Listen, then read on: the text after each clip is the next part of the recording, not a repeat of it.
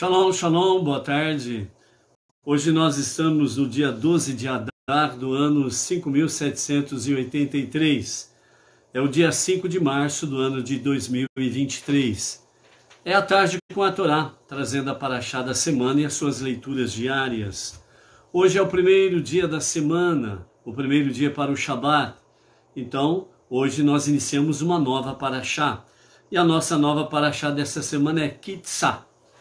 E nós teremos pela frente aí aproximadamente 139 versículos, né, para estudarmos durante a semana. Ontem nós encerramos o Shabat com 2.387 versículos e nessa semana temos 139 versículos e na conclusão serão 2.526 versículos estudados nesta semana e até aqui no nosso novo ciclo dos estudos de Torá, ok? Ao pôr do sol de hoje, nós teremos aí, então, a véspera de Pesach, né? E de domingo para segunda nós teremos exatamente para o jejum de Esther, que vai começar a partir das 4 horas e 52 minutos, e nós vamos até às 18 horas e 54 minutos com o jejum. Quem porventura não aguenta fazer jejum, ele pode fazer realmente tzedakah, ok? Baruch Hashem. A Tatiana Rios, ela está pedindo a cura completa para Maria Tatiana, filha de Maria de Jesus Pereira. Tatiana, nós precisamos do nome do pai, ok? Nós não judeus, quando fazemos preces, nós fazemos as preces em favor da pessoa, falando o nome dela e o nome do pai dela, ok? Então, coloca aí também o nome do pai dela para que nós possamos aí estar colocando dentro do grupo de oração, de preces, para favor da Tatiana Pereira, né? Filha, aí você coloca o nome do pai para nós acrescentarmos ali junto com outros pedidos, ok? Que desde já, Hashem, na sua infinita graça e misericórdia, venha conceder o pedido e o desejo do teu coração para que Hashem cure completamente a Tatiana Pereira, né? Sem sequelas graves ou sem sequelas, absolutamente sem nenhuma sequela, ok? Baruch Hashem. Então, amados, nós estamos aí nos preparando para a véspera de Pesach e junto com ela nós vamos então para a nossa festividade de Pesach. Ao pôr do sol de amanhã, segundo dia da semana, segunda-feira, então nós estaremos no dia de Purim. E à noite nós temos aí então, né, aqui através desse canal, nós temos aí a transmissão da festividade de Purim, né? Cibele, por um mundo melhor, Hag Purim Sameach, né? Festa de Purim, né? Com grande alegria, com grande regozijo, onde a vida venceu a morte, né?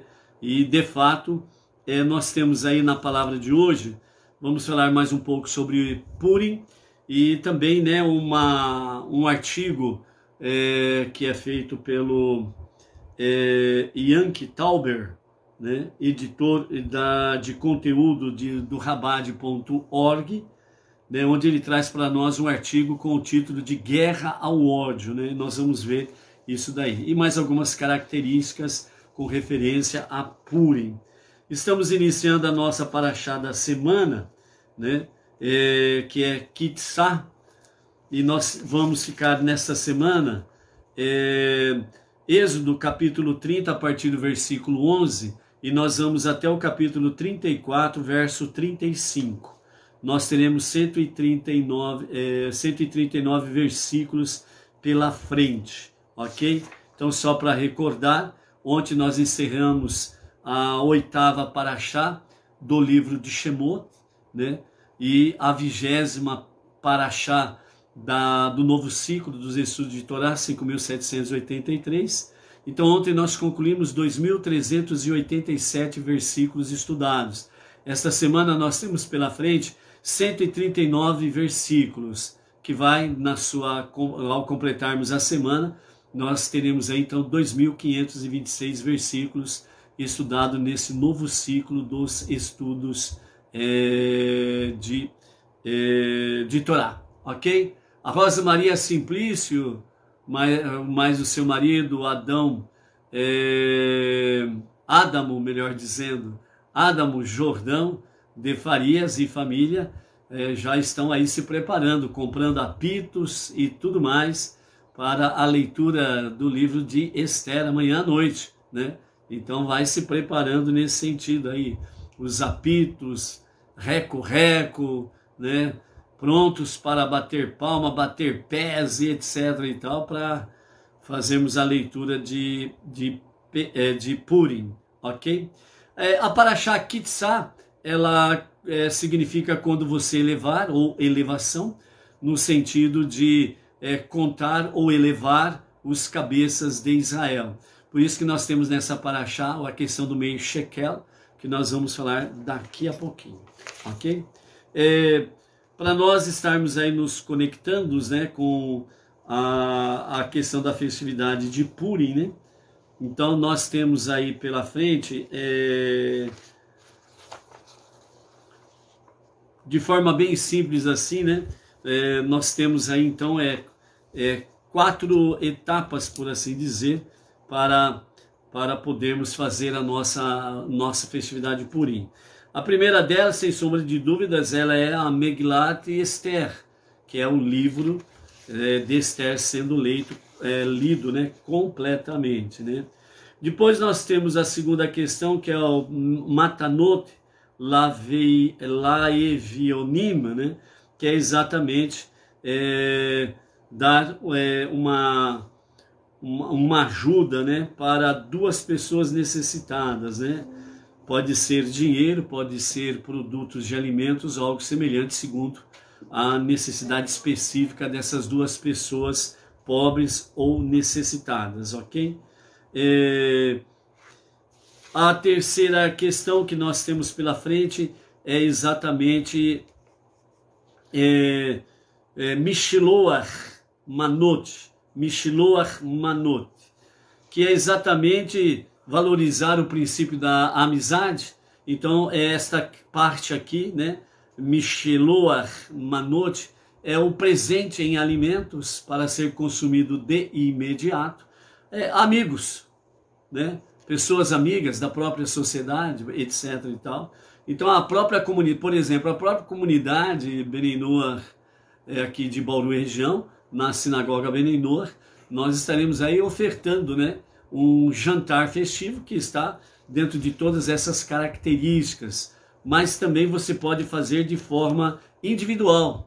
Você pode escolher aí, né, entre os membros da comunidade local, né, ou se caso você está sozinho num determinado lugar, você pode escolher aí uma comunidade que é do seu agrado, e você pode enviar uma tzedakah em dinheiro para ser realmente consumida em questão de alimentos para dentro da própria comunidade, ok? Então é Purim, e é dentro desse aspecto que nós precisamos estar aí de fato convivendo, ok? Então esses são os 3 primeiros aqui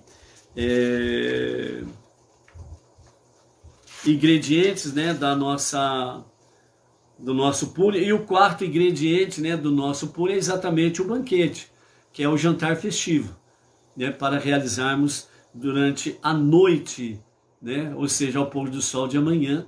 Nós entramos, né, como o dia judaico conta de pôr do sol a pôr do sol. Então, ao pôr do sol de amanhã, nós entramos em Purim. E então, amanhã à noite, desses 4 preceitos aqui para serem cumpridos, amanhã à noite nós já vamos cumprir 2, que é exatamente o quê? O banquete festivo e a primeira leitura do livro de Esther. Na terça-feira de manhã, nós estaremos aqui através desse canal, nós estaremos trazendo a segunda leitura do livro de Esther, né, que a orientação rabínica é fazer a leitura 2 vezes o livro de Esther. à noite, na entrada de Purim, e no dia seguinte, né, na noite seguinte, no dia seguinte, que é continuidade da noite e é o mesmo dia, né, dentro do calendário judaico. Então aí no dia seguinte, ou seja, terça-feira, faz-se a segunda leitura do livro de Esther, ok?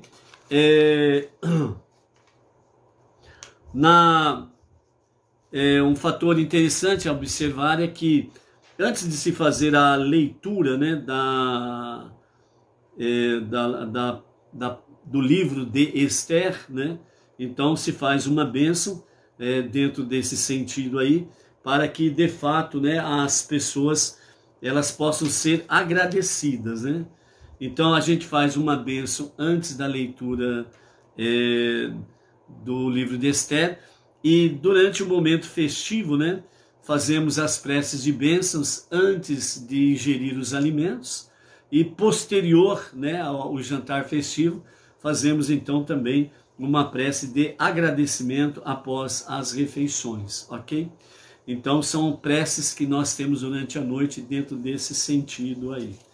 A prece, né, que o Benei Noach, ele pode executar antes da leitura do livro de Esther, diz assim, e para qualquer outra festividade, né, toda festividade é Hashem, época de festas, essa prece aqui, o Benei Noach ele pode fazer tranquilamente. Então no hebraico ela diz assim, Baruch Hashem Eloheinu melech haolam shehechianu vekiimanu virigianu lisman hazeh, que significa, bendito sejas, eterno nosso Deus, Rei do Universo, que nos concedeu vida, nos sustentou e nos permitiu chegar a essa ocasião festiva, né? Então, essa é uma bênção que nós a fazemos, né, antes da leitura do livro de Esther. E ela já está dentro do escopo do próprio banquete festivo, ok? Porque nos fala que concedeu vida, nos sustentou, nos permitiu chegar a esta época festiva. Baruch Hashem, né? Então, esses são 4 bases, né, para que nós possamos estar aí comemorando a festividade de Purim, ok? A festividade de Purim, ela realmente é para fazer-nos recordar uma guerra contra o ódio.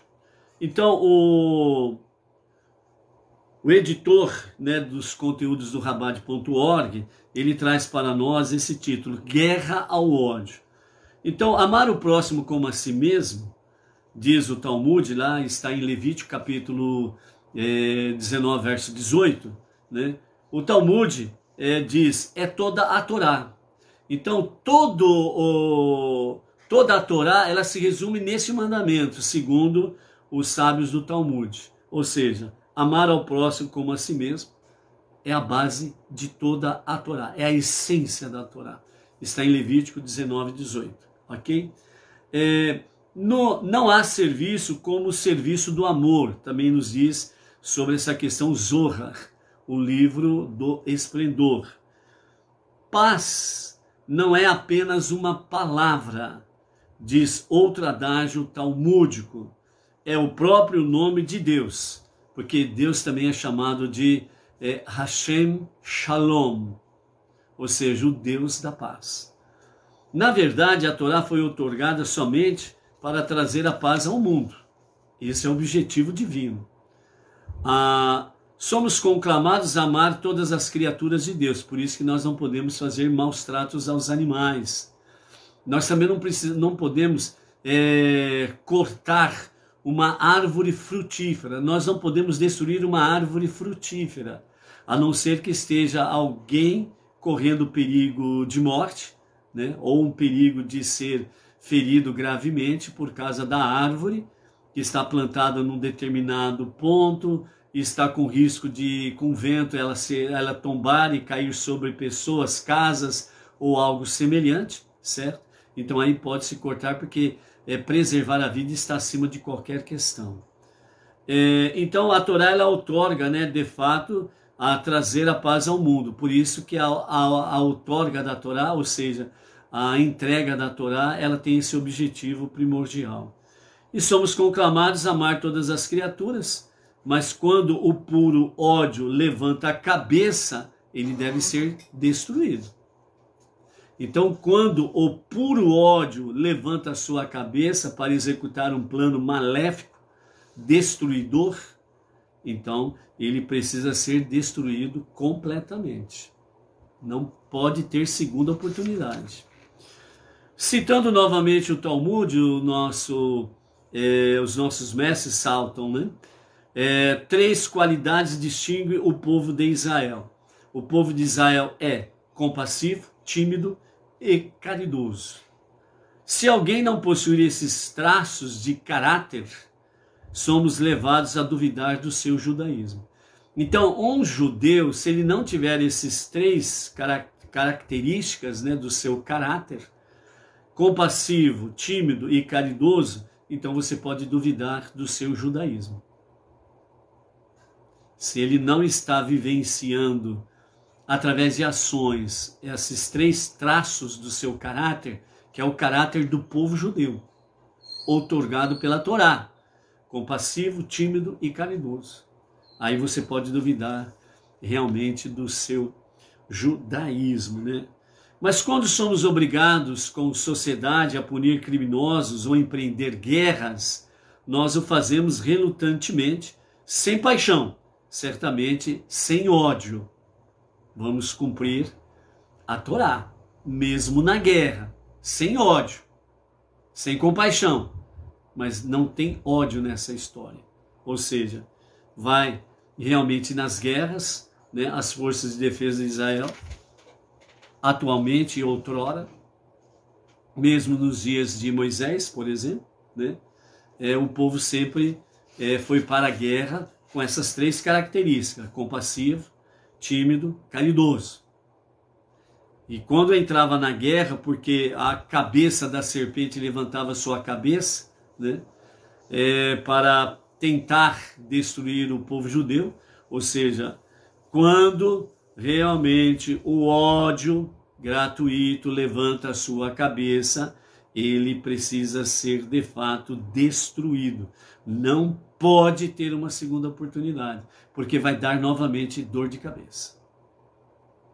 Então, por isso, né, mesmo em situações de guerra ou diante de uma justiça judaica para julgar um criminoso, ainda assim permanece o modo compassivo, tímido e caridoso, sem paixão e sem ódio, estritamente no cumprimento das mitzvot, dos mandamentos, dos preceitos. Então o amor é uma característica do judaísmo. Alguns de nós chegamos a alegar que fomos nós que ensinamos esta palavra ao mundo.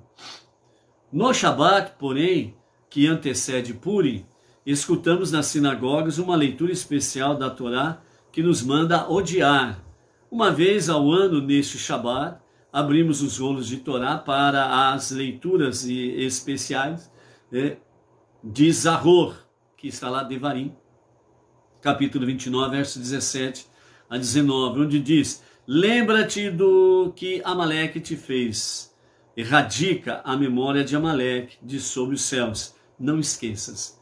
Então essa questão aqui de odiar, né, realmente Amaleque por aquilo que ele te fez, significa literalmente essa questão, erradicar a memória de Amaleque de sob os céus, para não esquecer, não esqueças. Ou seja, sem paixão e sem ódio. É executar a vontade divina para apagar a memória de Amaleque. Então Amaleque não foi a única nação a atacar o povo judeu nesses quase 4.000 anos da história do povo judeu. Houve muitas outras que fizeram o mesmo e ainda pior. Porém, o que distingue os demais inimigos de Israel e Amaleque é que Amaleque, ele simplesmente destacou a essência do mal, o ódio gratuito. Israel não fez nada para eles. O povo judeu saiu do Egito, atravessou o mar de juncos, o mar vermelho, e simplesmente não fez nada para provocar a ira de Amaleque. Pelo contrário, Amaleque é que veio provocar realmente a ira do povo judeu. Veio e começou a atacar por detrás, pelas costas, aproveitando-se daqueles que estavam mais cansados, mais fracos, e que foi ficando para trás, ele foi matando todos. Mas quando o povo se reuniu para defender todo o povo, Amaleque foi derrotado. Mas não era a essência de Amaleque vencer o povo judeu naqueles dias, porque ele sabia que não tinha como vencer. Ele sabia o que Deus tinha feito pelo povo no Egito e na saída do Egito e depois a travessia do mar. Ele sabia muito bem quem era o Deus do povo judeu naquele momento. E ele agiu de frieza, ele agiu com crueldade, movido pelo quê? Pelo ódio gratuito. Esse ódio gratuito foi passando de gerações até chegar a Amaleque. Esaú foi o primeiro, irmão de Iacov, irmão gêmeo de Iacov, foi o primeiro a nutrir ódio gratuito contra o seu irmão Iacov e a sua descendência. Foi Esaú, que realmente fez com que o mal, este ódio gratuito contra Jacó e a sua descendência, que é o povo judeu, ele nutriu, ele alimentou, ele fortaleceu esse ódio gratuito. E Amaleque foi uma continuidade, porque Amaleque era neto de Esaú, Amaleque era neto de Esaú. E ele foi criado na casa de Esaú. E Esaú, 24 horas por dia, ele nutria um ódio por Iacov e a sua descendência. E ele nasceu e cresceu neste ambiente. Depois dele, mais algum tempo pela frente, cerca de 1000 anos pela frente quase, nós temos Ramã, que vem dessa mesma linhagem do ódio gratuito, onde a serpente levanta a cabeça e de forma gratuita procura atacar as pessoas e destruir as pessoas. E assim então, realmente, Devarim capítulo 25, versos 17 a 19, lembra-te do que te fez Amaleque. E Amaleque, ele foi o gatilho para outras nações para atacar sem motivo o povo judeu. Essa é uma realidade. Quando você escuta por aí, né, uma piada de mau gosto que o povo judeu é invasor ali no Oriente Médio, né, é uma piada. Isso daí. É uma das maiores mentiras de todos os tempos, que ela é nutrida pela própria ONU e pela maioria dos países desse mundo afora. Um ódio gratuito.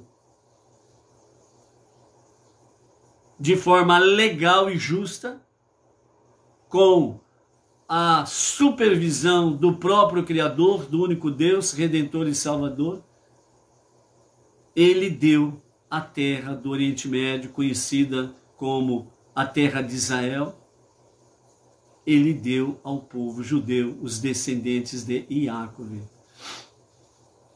E ela foi conquistada naqueles dias de forma legal, pela guerra. Deus simplesmente ele falou, essa terra é vossa, mas ele não agiu de uma forma assim, expulsando ele o povo, e o povo de Israel entrando numa boa. Não, eles tiveram que conquistar. E a regra da época era essa. A guerra para a conquista. E sob o comando de Josué, então o exército de Israel entrou em Canaã, a terra prometida, e guerreou por longos 14 anos, segundo os nossos mestres trazem, e acabou conquistando a terra. E depois que ele fez isso, Deus abençoou, e esta é a vossa terra. Antes deles e Yehoshua possuir a terra, Deus mostrou em visão para Moisés naqueles dias, realmente a terra prometida. A mesma coisa foi confirmada no pacto abraâmico, Deus e Abraão. Mas não foi assim, ó. precisou guerrear, precisou lutar para conquistar. Então, por isso, né, Amaleque não foi a única nação a atacar. E depois de Amaleque, nessas histórias de quase 4.000 anos do povo judeu, né, então vem realmente várias nações atacaram Israel até o presente momento, né? E as nações, de uma forma geral, continuam aí nutrindo este ódio gratuito, né?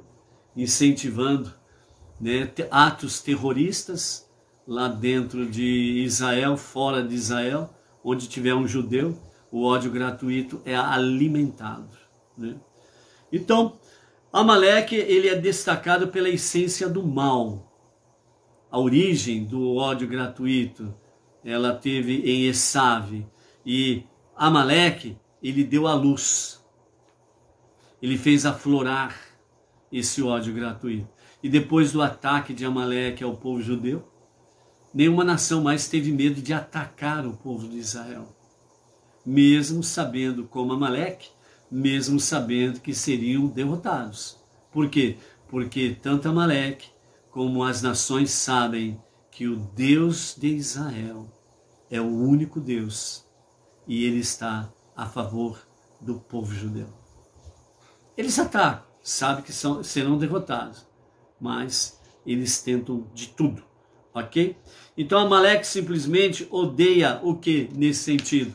A bondade, e procura destruí-la onde quer que floresça neste mundo de Deus.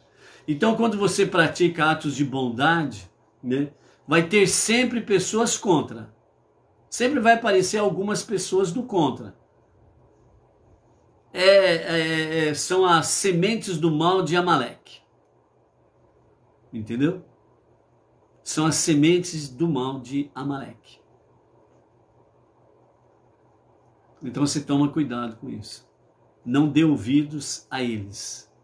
Destrua-os, não dando ouvidos, e multiplique os seus atos de bondade. Somos conclamados a amar todas as criaturas e criações de Deus, incluindo a menos fáceis de amar. Mas quando o puro ódio levanta a cabeça como uma serpente, deve ser destruído. Porque se você ama o mundo de Deus, não alimenta com amor as forças que o destruiriam. Por isso que nós falamos, amados, que a nossa inocência não pode alimentar o mal. Então, quando você percebe que o puro ódio levanta a sua cabeça, como da serpente primordial lá do Gan Eden, que de fato odeia tudo que é de bondade, que está relacionado a Deus, deve ser sim destruído. Não pode dar moleza. Ai, coitadinho, que não sei o que. Não faça isto. A tua inocência, ela vai estar alimentando o ódio daquela pessoa. Porque para eles, essa aparente ingenuidade, inocência, né? Porque está escrito, né? Amarás o teu próximo como a ti mesmo. Então essa aparente inocência de amar aquele que realmente levanta a sua cabeça com ódio puro, a tua inocência estará alimentando aquele ódio. Ah, mas não é essa a minha intenção, mas é o efeito dela. Não, mas eu só quero amar aquela pessoa. Você está alimentando o ódio dela. Lembra-se do detalhe aqui, ó, o puro ódio. Quando o puro ódio levanta a sua cabeça. O que significa isso? Você percebe que aquela pessoa, ela é alimentada, sustentada e ela sobrevive pelo ódio. Então essas pessoas você não tem que ter compaixão, não. Porque a sua compaixão, a sua inocência, vai alimentar o ódio dela. Vai fortalecer para que ela possa se vingar de você mais cedo ou mais tarde. Então, por isso, nós precisamos não agir pela paixão, mas precisamos agir pela razão em equilíbrio com o coração. Não uma paixão desenfreada. Não com uma paixão inocente. onde só vai dar coisas erradas. Por isso as palavras dos nossos sábios são: aquele que é compassivo com os cruéis, termina sendo cruel com os compassivos. Olha o que os nossos sábios trazem. Aquele que é compassivo com os cruéis, termina sendo cruel com os compassivos. Um exemplo simples para você entender dos últimos tempos. Criminosos sendo soltos e pessoas do bem sendo presas. Velhinhos, mulheres grávidas, mulheres com bebê no colo, mulheres que têm seus filhos pequenos sob os seus cuidados, foram presos juntos, sem nenhum respeito, sem nenhum direito humano a favor dela. Mas os criminosos, traficantes, assassinos, estupradores e companhia limitada, tudo saindo bonitinho pela porta da frente. Então esses atos de compaixão da justiça, ele acaba sendo cruel com os compassivos. Por quê? Porque os criminosos, na sua grande parte, saem para, de forma cruel, penalizar os inocentes, os seus crimes. E aquele compassivo é trancafiado. Esse é o exemplo para você ter uma noção que a sua inocência pode alimentar a crueldade daquela pessoa e você se torna coautor dos atos criminosos contra as pessoas de bem, inocentes, etc. e tal. Então nós somos conclamados uma guerra contra o ódio, o puro ódio gratuito. Entendeu? Então por isso nós estamos aí, nos preparando para a festividade de Puri, ao pôr do sol de amanhã, para estarmos aí elevando, realmente essa força, o verdadeiro amor que age com equilíbrio, com justiça, com amor ao próximo, verdadeiramente. Certo? Então, com esta sabedoria é que nós podemos agir e nós podemos destruir o mal, o puro ódio que se levanta contra o povo de Hashem. E o povo de bem, o povo simples, trabalhador e etc e tal. Ok? Baruch Hashem? Então vamos em frente aí. A nossa paraxá desta semana é Kitzá, que significa quando elevar. Estamos no capítulo 30, verso 11 de Êxodo, Shemot, e vamos até o capítulo 34 e o verso 35 nesta semana, até o próximo Shabat, se assim o Eterno permitir. Ok? Então, a paraxá Kitzá, que significa quando você elevar ou quando você contar, porque quando você inicia a leitura da paraxá da semana, capítulo 30, verso 11, está escrito: Deus falou a Moshe dizendo: quando você levantar a soma dos israelitas para determinar seu número, conte-os, deixando cada homem dar a Deus uma expiação por sua alma. Expiação por sua alma. Qual é a expiação pela sua alma que Deus está ali falando para Moshe falar ao povo? Esse fato aconteceu exatamente logo em seguida o pecado do bezerro de ouro. Então logo em seguida acontece aqui a paraxá Kitzá. E então é expiação por sua alma. Aí você vai para o verso 13, aí você vai ver qual é a expiação. É um cordeiro? É um boi? É um cabrito? É um bode? Cordeiro nunca foi pedido para expiação de pecado, então esse já você elimina. Então esse já está fora. Boi, cabrito, um casal de pássaros, farinha, que quem é muito pobre, ele não tem dinheiro para comprar os sacrifícios, os animais para o sacrifício, nem mesmo tem dinheiro para comprar um casal de pombinha ou de rolinha, para o sacrifício. Então Deus fala: estes podem levar 3 dedos de farinha. Então faz um canequinho aqui, como diz, com os 3 dedos aqui, ó, e aqui enche de farinha. E ao encher de farinha, essa é a medida da expiação pelo pecado dele. Então, até farinha é usado como expiação. E aqui, especificamente, na nossa paraxá da semana, a partir do versículo 13, do capítulo 30, nós temos aí qual é a expiação pelos pecados, a expiação da sua alma, por causa do pecado do bezerro de ouro. Então aqui fala, ó, isso é o que eles devem dar. Todo aquele incluído no sistema de contagem, ou seja, a partir dos 20 anos de idade, deve trazer como expiação por sua alma meio shekel. A moeda judaica, shekel, né? Então, meio shekel. Ou seja, vamos usar aqui a nossa moeda, o real. Então você pega uma moeda de R$1, é o valor inteiro, 1. E qual que é a metade de R$1? 50 centavos. Então o pobre e o rico não podia dar mais do que 50 centavos, nem para mais e nem para menos. O rico não podia dar mais e o pobre não podia dar menos.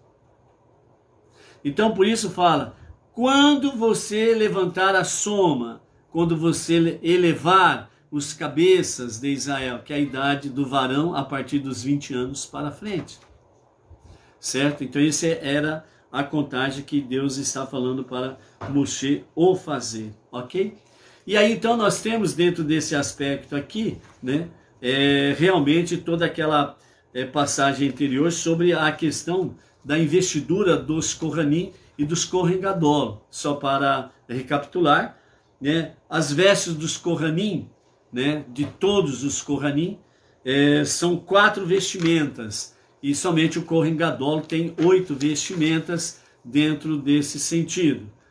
As 4 vestimentas dos Kohanim, né, os sacerdotes simples, era uma camisa comprida, uma calça, um cinturão e um turbante. Para o Kohen Gadol, além destas 4 vestimentas, então havia uma camisa comprida, outra calça, um cinturão e o chapéu, diferente do turbante do Kohen comum. Então o Kohen Gadol ele começava a se vestir desta forma, certo? Um pouco diferente sobre a questão do turbante, né? Então era uma espécie de chapéu, né? Diferente do turbante do Kohen comum. As outras 4 vestimentas que eram acrescentadas no Kohen Gadol era uma placa que cobria o peito, um manto, um avental e uma faixa para a cabeça, né? Que era aquela faixa escrito, né, Santidade a Hashem, né? Então, a única parte do corpo dos Kohanim que eram expostas eram os pés. Somente os pés, e descalços, porque a terra que eles estavam pisando ali do templo, né, do Mishkan e depois do Beit HaMikdash, é um terreno santo.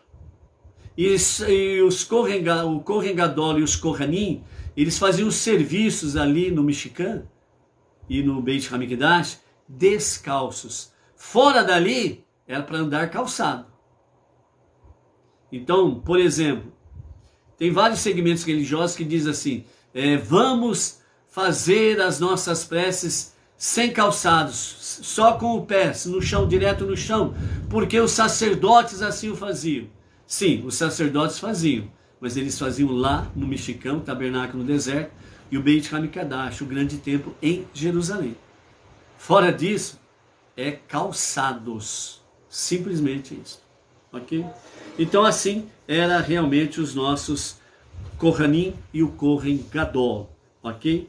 Então você irá fazer com que eles sejam contados, não de forma direta, mas pelo meio shekel, para expiação do pecado do bezerro de ouro, ok? Então, a descida espiritual mais devastadora dentro da história judaica foi realmente o pecado do bezerro de ouro. E quando eles estavam perto de receber as 2 tábuas da lei, os judeus rapidamente se afundam na decadência da adoração a ídolos. E como resultado, as tábuas são quebradas. Moisés desce do monte com as tábuas, o povo está adorando o bezerro de ouro e as tábuas são quebradas. Nossos sábios disseram sobre a Torá, né, segundo Pirkei Avot, capítulo 5, verso 21, aprenda dela e aprenda dela, pois tudo está nela. Ele está falando da Torá. Aprenda na Torá, né?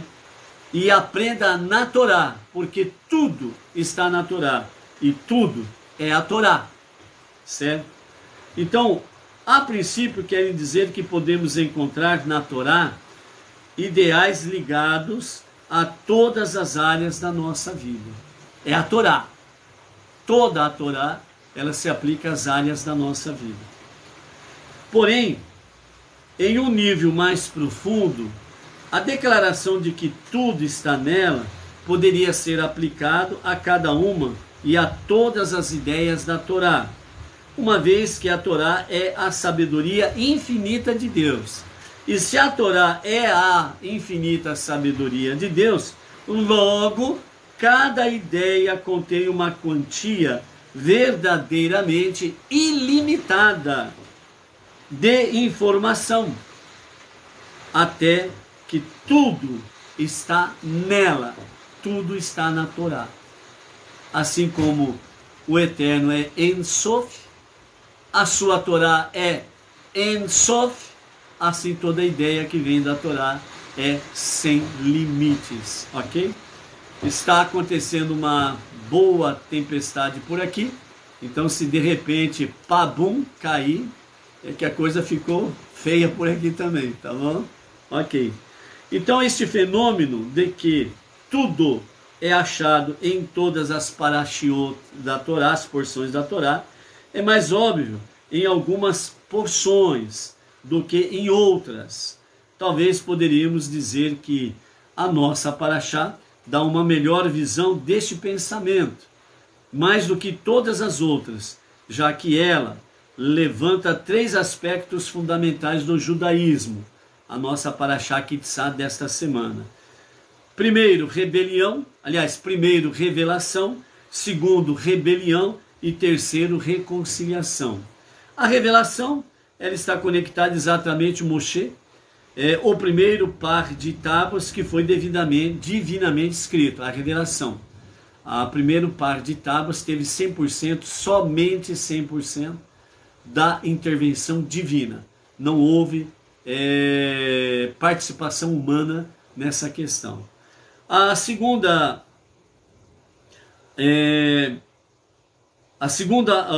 aspecto, né, desta questão fundamental do judaísmo é a rebelião, o incidente do bezerro de ouro, muito bem representado.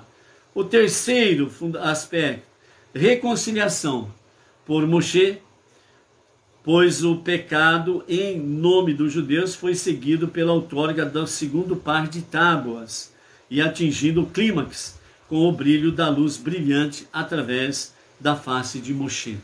Então foi neste momento em que Moshe, ele realmente rogou a Deus o perdão e fez a reconciliação com Deus e com o povo judeu, certo? Então, foi seguido pela outorga do segundo par de tábuas. Então Deus teve uma segunda outorga da Torá, que é o segundo par de tábuas. Foi onde Deus mandou Moshe, né, para realmente materializar o perdão divino. Moshe fazer as 2 tábuas e levar ao monte para que Deus escrevesse. Esta segunda vez, realmente houve a participação do ser humano, mas o divino. Então aí se concretizou aquilo que Deus sempre quis, a fusão, o divino e o humano, fusão, o mundo espiritual e o mundo físico, fusão, ok? E nesse sentido, então, a história também ela tem 3 aspectos, né? Primeiro, a Torá, que está conectado com revelação. Segundo, o mundo foi criado, né? E o que esconde a presença de Deus. Então, quando o mundo foi criado, ele representa a rebelião contra Deus. Por quê? Porque Deus se ausentou para que a criação pudesse existir, né? Então Deus recuou na sua magnitude e criou-se um espaço para que o mundo e o universo pudessem existir. Então isso está conectado com a rebelião, que vem logo em seguida o próprio pecado de Adão. E o terceiro aspecto da história, com a verdadeira e completa redenção por Mashiach, a redenção final, Deus finalmente se reconciliará com o seu mundo. Então, por isso, amados, que fala que aquela questão, né, que haverá um só nome, haverá um só Deus, haverá um só rebanho. É por causa disto. Porque nos dias de Mashiach não terá religiões, não terá placas de igrejas, denominações e companhia limitada. Nos dias de Mashiach, a redenção final, haverá um único segmento religioso, o monoteísmo com fundamento judaico e, neste caso, com orientação de Mashiach, porque estaremos vivenciando os dias de Mashiach. Então, as nações, o mundo, ele será aquilo que Deus pretendeu desde o seu princípio, fazer deste mundo aqui a sua moradia, para habitar entre eles. Nós vimos esta semana passada, Deus falando exatamente sobre a questão. E eu habitarei entre eles, a princípio, entre eles, o povo judeu. E através do povo judeu, se estendendo às nações, o monoteísmo com fundamento judaico e orientação rabínica, aqueles que abraçam este monoteísmo, Deus está presente com estas pessoas. Mas nos dias de Mashiach, cessará tudo que é negativo. Denominações e placas de igrejas se extinguirá. Religiões não existirão. Porque haverá uma só fé para o único Deus, que não é o Mashiach. Mashiach, ele é o ungido de Deus para levar Israel, o povo judeu, e as nações a conhecer e adorar o único e o verdadeiro Deus, o qual será revelado de forma mais plena a partir do final do milênio de Mashiach, da redenção final, que é o 8º milênio, o Olam Rabá, o mundo vindouro, conhecido popularmente como vida eterna. Então Mashiach, o ungido de Deus, ele será rei absoluto no mundo inteiro, um rei justo, um rei em que ele estará de fato vivenciando esta realidade do povo judeu, trazendo cada vez mais a redenção plena. Mashiach fará isso, para que realmente o mundo seja devidamente justo em todos os seus aspectos. Por isso a redenção final está conectada com Mashiach, ele realmente curando e sarando plenamente os 4 reinos: o animal, o vegetal, o mineral,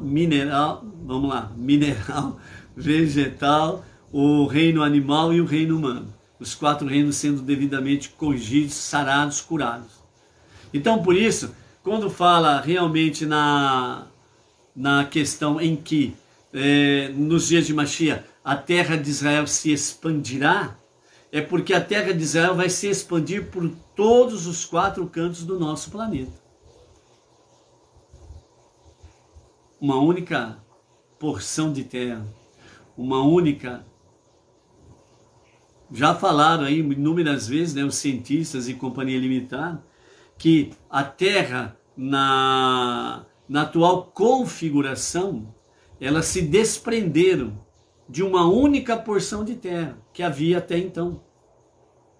E houve esta expansão, e então os continentes se dividiram em continentes, certo? Mas aí fala, pega aqui a porção de terra tal com a porção de terra X. Unindo, dá para perceber que fazia parte do mesmo bloco, e assim sucessivamente. Então, a terra de Israel vai se expandir e vai trazer essa união. Uma única terra, um único rei, que levará todas as nações a honrar, servir e adorar o único Deus. Maravilha, entendeu? Então, é essa questão aí. Por isso, né, são esses 3 aspectos fundamentais do judaísmo: revelação, rebelião e reconciliação. E dentro da própria história judaica, a Torá, a revelação, o mundo criado é a rebelião, né? E a verdadeira redenção por Mashiach, né, que acontecerá na redenção final, ela está conectado com a reconciliação. E dentro desse aspecto, então, nós temos aí, cada uma dessas 3 fases são partes cruciais de um todo. Ou seja, elas separadamente são metade, por assim dizer. Juntas, elas fazem parte de um todo. E é por isso que a nossa paraxá da semana fala exatamente sobre a redenção final, né? Que é a cura completa para tudo e para todos, né? Está conectada já com essa paraxá, quando ela vem e fala sobre a questão, a expiação pela sua alma, o meio shekel. Então, na realidade, os nossos mestres falam, né? E o nosso Rebbe Menachem Mendel fala que todos, individualmente falando, todos nós somos metade, ninguém é inteiro. Veja bem como se fala aí da alma gêmea. Você encontrou sua alma gêmea? Ah, eu encontrei e me completei. Então você já não é mais metade, você faz parte de um completo. Nesse caso, o marido e a esposa, entendeu? Então é dentro desse mesmo aspecto que o meio shekel vem trazer a sua mensagem.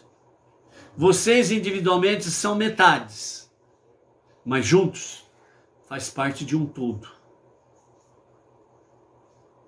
E é isso que nós precisamos aprender. Precisamos aprender a não sermos individualistas, mas nós agimos não de forma individual, egoísta, mas agimos de forma coletiva. O que significa? Eu não posso pensar em mim e no meu bem-estar isoladamente.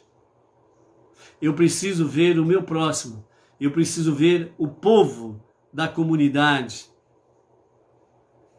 Nós estamos juntos ou separados? Nós estamos juntos e unidos ou separados e distantes? Nós estamos juntos, unidos em unidade, ou nós estamos separados, desunidos e cada um no seu canto? Individualmente somos metade, mas juntos nós somos partes de um todo.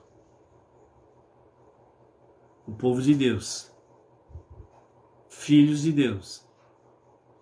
Então nós precisamos aprender de fato a sermos um, como nosso Deus o é, um e único, indivisível e incorpóreo. Nós precisamos realmente fazer a doação de meio shekel. O que é a doação de meio shekel? Literalmente, metade de um shekel, ou seja, como vimos aí a questão do real. Então 50 centavos de shekel. E aquele outro que vem e traz 50 centavos de shekel, quando se juntam, faz um shekel. Isso significa um inteiro. E assim o povo judeu foi contado como um inteiro. Então, a mensagem de shekel é esta. Enquanto você age isoladamente, você é metade. E você não está inteiro.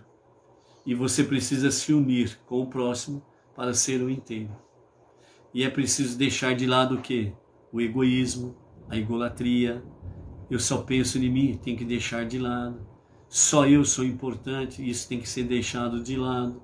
E assim sucessivamente. Agirmos como um todo. Certo? Então, de forma prática, Deus ensinou a Moshe que até mesmo um ser humano ordinário, que é naturalmente movido por motivos egoístas, sendo ao amor próprio seu instinto básico, também pode servir a Deus no mais nobre dos serviços, como aquele representado pela abnegação completa do fogo. Porque quando Deus deu a visão para Moshe sobre o meio shekel, ele deu a visão de uma moeda de fogo. E essa moeda de fogo é a moeda da abnegação, que significa: eu não vou dar um shekel, eu sozinho completo. Eu vou me doar como meio shekel para somar com outro meio shekel para ser um todo e fazer parte de um todo. Então essa moeda de fogo que Deus trouxe para a visão de Moshe, então significa que esta moeda meio shekel é a moeda da abnegação. Eu não penso só em mim. Eu não penso mais em mim como indivíduo particular, de forma egoísta, etc. e tal. Eu penso agora no todo. Se o meu irmão está bem, eu estou bem. Aí eu me completo, um todo. Se o meu irmão está sofrendo alguma coisa, eu sofro com ele. Você está fazendo parte de um todo, um completo. Se o meu irmão precisa de ajuda, eu vou ajudá-lo. Se o meu próximo está precisando dessa ajuda, eu vou ajudá-lo. Aí eu faço parte de um todo. Porque eu deixo de ser metade e eu me uno àquele próximo para fazer parte de um todo. Eu me uno junto ao meu próximo para estudar a Torá, conhecer as 7 leis de Noa. Então eu faço parte de um todo. Por isso, a moeda de fogo que Deus mostrou a Moshe significa abnegação. E somente assim, com a abnegação, este fogo que anula o nosso egoísmo, o nosso egocentrismo, o nosso eu, e faz com que eu venha me doar ao meu próximo, para juntos fazermos parte de um todo dentro da comunidade. Então essa moeda de fogo, ela é de fato a minha autoanulação. Então nós anulamos o nosso ego, o nosso egocentrismo. Dessa forma, nós somos então purgados do nosso egocentrismo. Então, para isso, moeda de fogo, ela significa também para que nós possamos aprender corretamente a sermos meio shekel, para unirmos-nos com o próximo e completarmos e sermos parte de um todo. Então isso significa que provas, obstáculos, adversidades são os fogos que Deus permite para que a minha metade, ou seja, o meio shekel, o meu egoísmo, o meu ego, seja devidamente queimado, anulado, para que eu possa me somar com a outra metade dentro da comunidade e do serviço a Hashem e fazer parte de um todo. Então, este meio shekel é que traz para nós essa mensagem preciosa que os nossos sábios vêm nos fortalecer dentro desta jornada, sem sombra de dúvidas. E o nosso Rebbe Menachem Mendel, ele simplesmente diz assim: ninguém é mais que uma metade. Alguém acha-se autossuficiente? Você é metade.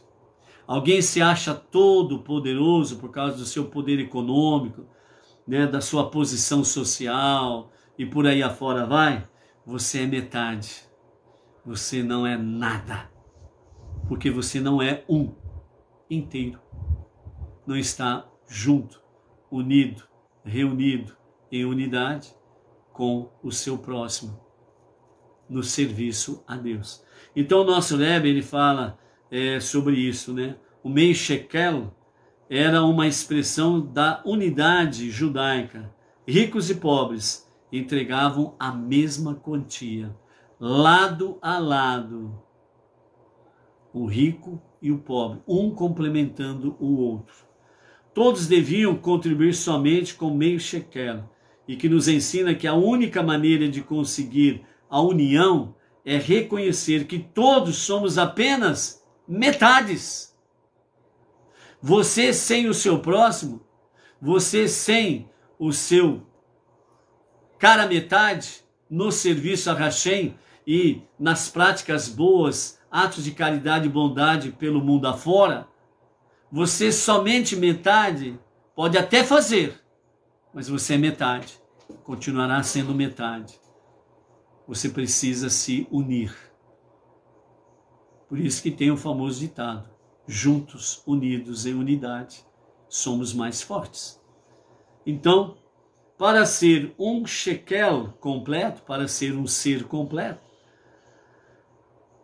o que nos ensina que a única maneira de conseguir esta união é reconhecer que todos somos apenas metades. É reconhecer de fato. Para ser um shekel completo, devemos nos unir ao nosso próximo. Então, por que nesse sentido de configuração, o rico e o pobre juntos faziam um shekel, um complementa o outro? Porque um ajuda o outro. Mesmo o rico, ele pode muito bem ajudar o próximo. Mas aquele pobre, a outra metade, de alguma forma, ele também completa o rico. E ele também faz com que o rico não possa viver sem ele. É um complementando o outro. E juntos estarão sempre comendo o pão de honra e não o pão da vergonha. Entendeu? Então é importante nós entendermos isto, que somos apenas metade individualmente e nós precisamos da união, né, com o nosso próximo no serviço para Hashem e automaticamente, né, o amar ao próximo como a si mesmo, né, ajudar o próximo. Deus relaciona-se com a criação através das 10 sefirot, os atributos divinos, né? Nossa alma também tem 10 poderes, que são um reflexo dessas 10 sefirot. 3 poderes intelectuais e 7 poderes emocionais. 10 sefirot. Esses 10 poderes equivalem às 10 sefirot que Deus empregou para criar o mundo e continua utilizando para recriá-lo completamente, constantemente, né? Aqui, uma observação oportuna, né? Quando o nosso Rebbe Menachem Mendel está dizendo que Deus empregou as 10 sefirot para criar o mundo, o universo, e continua utilizando para recriá-lo constantemente, isso significa que Deus todo santo dia está criando tudo de novo. Você não percebe, você não vê, mas o mundo de ontem não existe hoje. Ah, como que não? Nós continuamos vivos, o mundo continua, mas porque Deus recriou. E Ele amanhã estará recriando tudo de novo, inclusive você e eu. Isto é magnânimo do poder de Deus. Por isso o nosso mestre Rebbe Menachem Mendel diz que ele continua a recriar o mundo constantemente. Você, ontem, não existe mais. Você está existindo hoje. Mas ontem você não existe mais. Por que você acha aquele famoso ditado? O que ficou para trás ficou, não dá mais para voltar. É baseado, entre outras coisas, sobre isso daqui. O ontem não existe mais, porque Deus recriou hoje. Então, a ação divina, ela é algo majestoso, sobrenatural. E você precisa entender isso pela fé e confiança em Deus. Quando canalizamos os 10 poderes de nossa alma, já citados aqui, 3 poderes intelectuais e 7 poderes emocionais, cada matiz de nosso ser, para nos unir a Deus e cumprir nossa missão divina, os alinhamos aos seus 10 atributos. Nossos 10 poderes, então, se tornam 20, um shekel completo, um shekel sagrado. Então vejam bem, dentro da linguagem humana, para nós entendermos, esses 10 poderes que nós temos, 3 intelectuais e 7 emocionais, Deus também tem a mesma sefirot. Por isso que fala que nós somos criados à imagem e semelhança de Deus. Então isso significa que, assim como Deus é, nós somos. Na questão da Sefirot, aí vem o exemplo prático disto. 3 intelectuais e 7 emocionais. São 10 poderes. E quando nós nos unimos a Deus, nós nos unimos a Ele com os seus 10 poderes que nós temos também. Então aí já não somos 10 poderes, nós nos tornamos 20 poderes, porque se soma. Ou seja, né, aquilo que o Rebbe está trazendo para nós, né, para entendermos a fusão de Deus, o divino e o humano, o mundo espiritual e o mundo físico, se torna um. Não é 2 próximos, mas estão separados, mas é a fusão que faz que seja um. Então não sai, não larga, se tornaram um. Essa é a lição de Shekel. Essa é a lição que Deus nos dá.